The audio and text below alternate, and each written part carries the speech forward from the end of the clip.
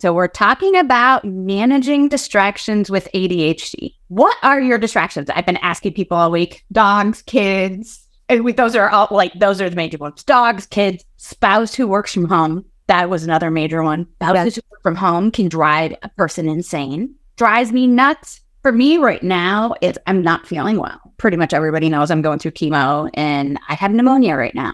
And I'm in a lot of pain and my brain is so foggy from taking all of the medications. I couldn't remember how to spell my name and I'm not just joking. I had to look up how to spell my name earlier because I could not think of what order the letters went in. There's a few of us here that have those chronic illness things going on that are really a major distraction. And I'm here to tell you that still shouldn't be your excuse for why your business isn't doing well, because there are ways to deal with that. There are really ways to deal with that. We have to choose what's going to benefit us down the road and not just benefit us in the moment. And those are the things that when you're in those only good days, I'm going to be really honest, today is not even a good day for me. I can't even do all of those things I would normally do on my good day. I did not take a shower today. I didn't have the strength or the energy for that. And that's normally my basic is to get a shower every morning. I couldn't do it. So understanding where your energy level is and what's going to have the most benefit for you outside of today. For me, I paid somebody to do a bunch of things that I needed to have done. I was like, I can't do them. It's not going to get done. People are relying on me to get these things done. I'm going to make sure somebody else does them for me. And yes, that was painful because I am perfectly freaking capable to do the things that I assigned to somebody else. And if, as an ADHD person, that drives me nuts. But I also understand that me pushing myself to do those things is going to do a lot more damage to me. And that's something that we always have to keep in mind. You don't have to be going through chemo and have a chronic illness or anything for pushing yourself to do things to not be the correct course of action. Forcing yourself to do things is not always the correct course of action. However, allowing your self-sabotage patterns to cut in and keep you from doing things is also not a good thing. There's a difference between distractions, knowing your energy levels and knowing what you can do, and self-sabotage. So what's the difference between distractions and self-sabotage? So Lauren, sometimes cleaning something as a distraction and I've used cleaning as self-sabotage. Yep. Oh, I've done that. I've definitely done that. But also understanding that sometimes distraction is how we process things too, which adds another level of, I think it was Alyssa that brought this up on Tuesday. Sometimes the distraction is how you process to get through that next level that you're like blocked from. So distracting your brain. But here's the thing, distracting your brain to process something and doing some other task, not endlessly scrolling on Facebook or TikTok or whatever it is not the same. And that's something I want to make sure I mention. It's not the same as self-sabotage. It's definitely not the same as a full-on distraction because you're actually using it to optimize how your brain's working right now. And that is an ADHD thing. There are times when I cannot think about something. So I go and I will watch a movie or a TV show I've watched 9,000 times. And you're like, how's that not distraction?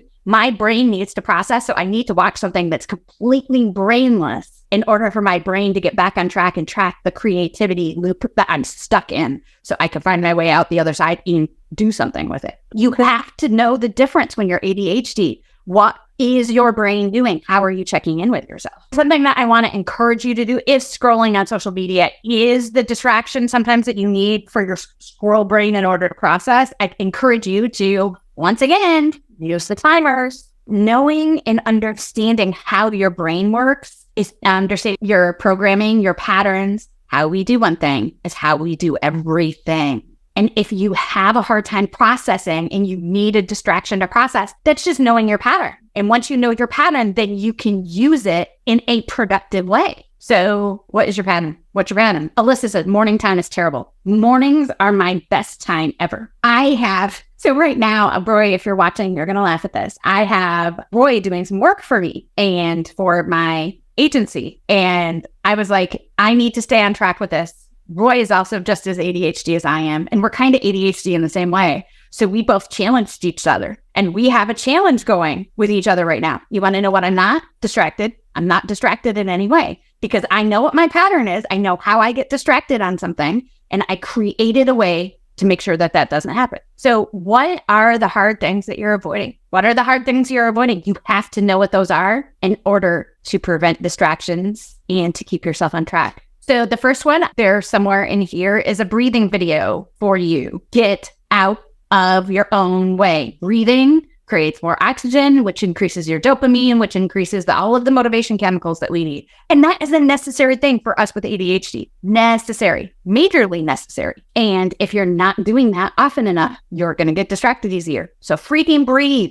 And breathe correctly. I could drop that video in here for you guys again after this call. Number 2, get an accountability buddy. One of the suckier things about being ADHD, and I talked about this on an ADHD panel with some other ADHD coaches yesterday, is our penchant for thinking we can do it on our own. And the honest truth is this is where there's a difficulty with ADHD. There is, and I'm not just saying that because I sell an accountability mentorship. I'm telling you this because this is the key to being successful. Any ADHD person you talk to, most multi-billionaires are ADHD, multi-million-dollar are ADHD. You would ask how they can be so successful and do the thing. They have daily accountability. And your bestie is not the best person. Sorry, your bestie is not good. Your spouse, significant other is not. Don't add that in. Just don't take my word for it. Having outside accountability that you invest in, because those free Facebook groups where you can get on free body doubling calls all day long.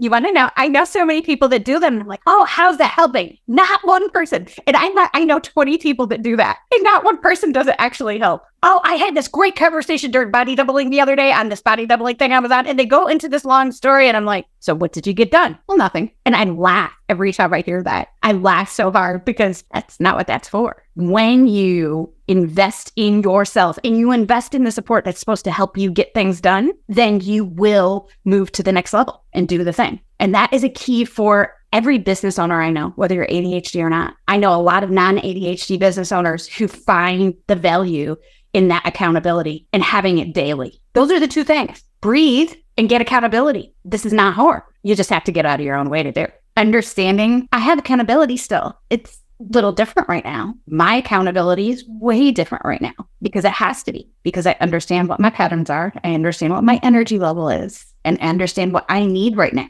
so that I can still move ahead. I'm not allowing being sick to totally cripple me. I'm not allowing that to be a distraction. So what is your distraction? What are your coping skills for when you need to distract your brain? Because remember what I've said a few times this week, you need squirrel brain time. How are you giving your squirrel brain time? And what are your excuses versus your needs for your body? I want to hear about them below. I'm leaving those questions there. Just answer. I really want to hear about them because I want to walk through how to get out of the way. But there are really only 2 steps. Breathe, and I will drop the breathing video below, into accountability. End of story. Doesn't have to be hard. Have a good day, everybody.